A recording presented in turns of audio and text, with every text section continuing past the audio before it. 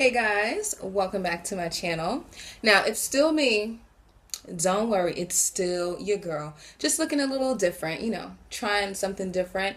If you guys follow me on like social media like Snapchat and Instagram and Facebook. Oh, I also just created my own like page on Facebook. So if you haven't followed it yet or haven't liked it, please do so. But yeah, that's how you guys would have seen that I have just been going through a few wig transformations. I've always wanted to start my own little like wig collection just because I think that they're so fun, and I don't see myself cutting my locks to get a different style or to just try something new. So wigs are it, girl. And I went to the beauty supply store today to get, what did I get? Lashes, right? And then I went into the mature wig aisle and I saw this little beauty. Like, I'm like, yes. Like, I could definitely see, myself as a grandma wearing this. Just like geriatric sexy, Like, it's gray, obviously. And yeah, it's silver. And oh, just in case anybody wants any information on this hair, because I've been getting a lot of questions on the wigs that I've been wearing. So a wig update or wig situation, I don't know. Something's coming about the wigs, okay? So just hold on. But about this wig, this is the Newborn Free Cutie Collection wig. And yep.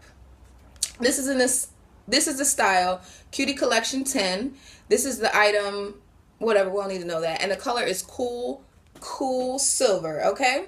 So yeah, guys, so that's why I look like this. That is a little bit of information on the hair. I am so in love with it, y'all. I am so in love with it. Make sure that you follow me on Instagram, Snapchat, and on Facebook, that Facebook page that I just told you about, so you guys can keep up to date with the other wig that I was rocking last week. Oh, I love that one. So go check it out and you see what I'm talking about, okay? But this video is not about that. It is not about the hair. It is about foundation and how to pick the right foundation for you. Just little tips and tricks that I found out along the way, because I got a question from someone. I'm sorry. I feel like my lashes. I'm sorry, y'all. There was just some lash difficulties. I had to like completely reapply. But as I was saying, I got a question just the other day from someone who wanted to know about how to choose the right foundation for them, how to go about it, what's the process, blah, blah, blah, blah.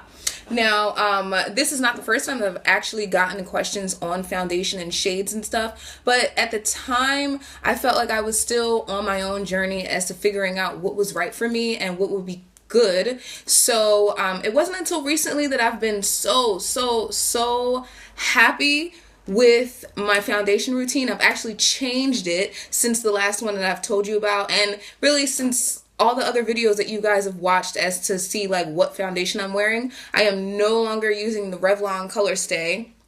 And we'll get into that. We'll get into why about that later. But yeah, so I just wanted to come and drop some tips and some tricks for you ladies and gentle ladies about how to figure out your foundation shade. Now, since these are just tips and tricks, they will work for any skin tone. It doesn't matter if you're black, white, Asian, Spanish, whatever beauty you are, then these tips are going to work for you. So this is just what I've compiled. This is what has helped me. I cannot stop touching this hair. It's so cute. Okay. All right. I feel like an assassin, But anyway, I have compiled about 8 tips that I think are crucial to me when I was finding my foundation shade, when I was shopping, and all the little mishaps that I went through, that I wish someone would have helped me with, but whatever. So let's get right into it. Number 1. So what I suggest doing is kind of like check your body. Check out your face, check out your chest, check out your neck, and see what shade that is. Now, if they are different colors, then you have a little bit more work to do, okay? Because if your chest is a little bit darker than your face, you have to decide, okay, what do I want to match? Do I want to be lighter in the face and, not really worry about the fact that my chest is darker? Or do I want to match my face to my chest and make it all one color? So you have to go darker. Or, whatever. Because really, makeup is up to you. If you want to walk around and have a lighter face and a darker body, honey, that is the world you are living in, you know? But if you want everything to be even and all one color, that's where you're going to want to take a quick look at yourself from chest to face and kind of see where your colors are. If you are pretty much along the same lines or you're the same color, that's okay. That's going to work for you. But if you are not, you may be one of those people that end up with like two different types of foundations. Like, let's say it's a summertime, and even though your body is darker, your face may have gotten a tan. So you're like, okay, well, let me reach for that darker foundation that's going to blend everything and make it all one color with the rest of my body. However, what if it's the wintertime and your body may be darker, but you really aren't showing that much of yourself and your face is lighter? Then you say, okay, baby, I have to reach for that lighter foundation color that I have. So these are the things that you want to take into consideration when first choosing your foundation shade. Take a look at your body, okay? See what you look like.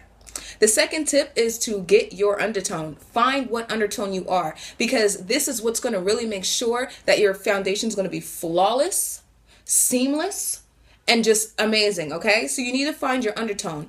Undertones are the underlying colors that are running in your skin.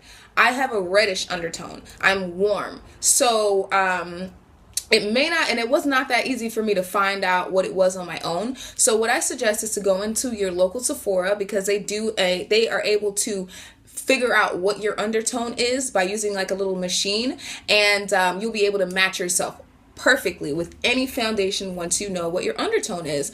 Because all foundations do not have the same undertones, and just because you're fair or dark or whatever, different foundations just kind of like, they could be real funny like that with the undertone. So you may look at it in the bottle and be like, oh wow, it matches. You try it on and it's just all wrong. So go to a professional like Sephora.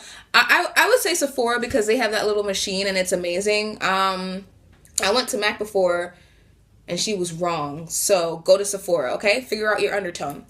Next, the next tip is 3. You want to check in with what type of skin you have. Do you have oily skin, normal skin, combination skin, dry skin? Because this is going to help you figure out what type of formulation of foundation you need. If you have dry skin, you're going to maybe want to go for a more dewy finish or something that's a little bit more hydrating of a foundation. If you have oily skin, you're not going to want to go for a super dewy situation, because it's not going to help you control oil and you're just going to be slip sliding all over the place. That's not cute, okay? Then you're going to be blotting and powdering throughout the whole entire day, and nobody wants to do that. So figure out what type of skin you have, like condition wise, and then make sure that the foundation that you choose corresponds to that, or helps that, or works hand in hand with your skin situation, okay?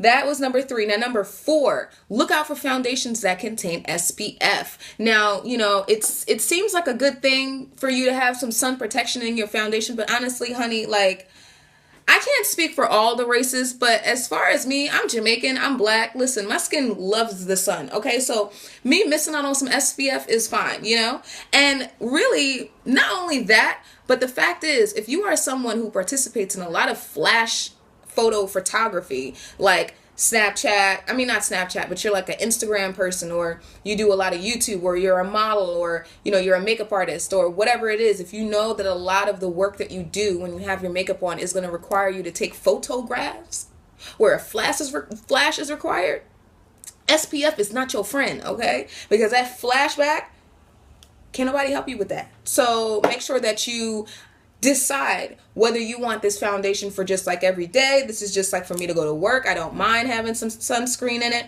Or hell no, I can't have, heck no, I'm sorry guys. I can't have no, SPF in my foundation, because you don't want that ashy white flashback thing. So that is actually why I do not use the Revlon Color Stay anymore, because I didn't even notice it has an SPF of 15. And a lot of my photos, I wasn't always completely happy with them, because I'm just like there's like this cast, I couldn't really figure it out, and I realized it's because my foundation had sunscreen in it.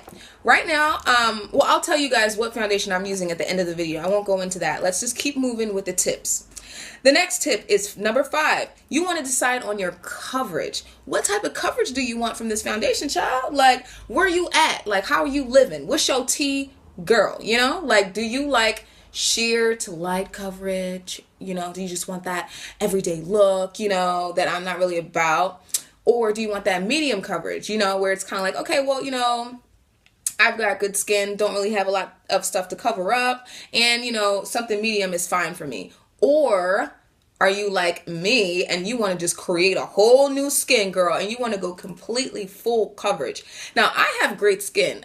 I would say, like, I love my skin. I don't have really any blemishes or anything that I really want to cover up. I do have some old acne scars though, but I mean, whatever.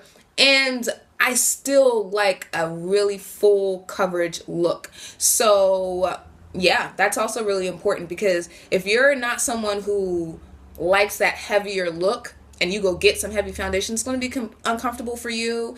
You may not like the look of it, you know, like I don't mind looking kind of like super enhanced from, you know, what I am naturally. Like that's just what I like. I'm a unicorn. I'm with that, you know? So, but just decide on where your comfort level is with makeup, so then you can decide on where your coverage should be with your makeup. All right, boom. The next tip that I have for you is number 6. Do a patch test on yourself in the store when you have when you get this foundation or whatever it is that you think you're going to choose, because you want to know if this is going to kind of be a little lighter than what you thought, you know, when it was inside the bottle. Is it melting into my skin and matching it perfectly, like that's what you want? Or is it going to oxidize and get darker? And then you're going to be walking around like, oh my God, I'm 2 different colors than when I first applied the foundation, because that is a real thing. It can happen to you. So patch tests are important. The next tip is number 7. Decide on the price range of foundation that you want to be in. I started off with drugstore. I started off, you know, with the, what's that? What is this? The Maybelline Fit Me. You know, that's very affordable. Also had the Revlon Color Stay for a while, like I mentioned, very affordable. But now I use a higher end foundation. I use MAC foundation, and I'm really happy with it because I feel that it just gets everything done the one time, and I don't have to, you know, fuss with it. And I don't mind paying a higher price for my foundation. It lasts really long. So you kind of have to decide on, you know, where you want to put your pockets when it comes to foundation. And last but not least, tip number 8 that I have when choosing your foundation is to watch tutorials. Watch tutorials on what other people do, you know, who may be in the same shade range as you. See how they, you know, choose and pick their foundations, what type of foundations they get, and kind of just start doing a little bit of research before you jump out there and go spend your money on some brand new foundation, you know? So, yeah, guys, that's it. I just kind of wanted to make this video really, really quick. The funny thing about it is I'm actually going to get my locks done tonight. I'm getting them twisted. I been really slacking on that, and I'm getting back into getting my hair done, so I'll have a new style for you guys when the next time you see me. But yeah, so I just kind of wanted to get this video up for you guys. I'm making sure to keep my videos coming out each week. So yeah, those are the 8 tips that I have when choosing your foundation, or you know, when if you're a beginner and you don't know, or if you've already been in the foundation game, makeup game, and you kind of like, you know, want to switch up and you're in the market for something new, these are the tips that I have for you. Now, last but not least, I want to let you ladies know what foundation I'm wearing. Now, I like I said, MAC. I wear the Pro Longwear Nourishing Waterproof Foundation, full coverage. This is in the shade NW50. NW50 matches my body and makes my face just a little bit darker, which I like. I like to look darker. Melanin, hello, you know.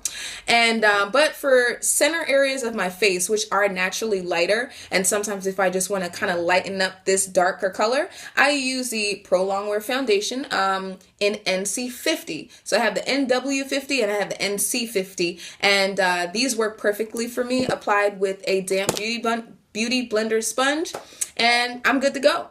So if you guys like this video, you like me, well, make sure that you give it a thumbs up and subscribe to my channel for more videos. Follow me on all my social media links. Like I said, I think that's like the 5th time I said that, but you know, just do it. And yeah, for more videos, make sure that you leave comments below on what you want to see. Like I said, someone, you know, asked a question and I made a video. So that's how it's going, you know, right now. I'm here for you. I'm here for you. So let me know how I can help myself, help you, help you. That made no sense. But I'm going to go. I hope that this video helped you in some way. And I hope that you are well until the next time I see you.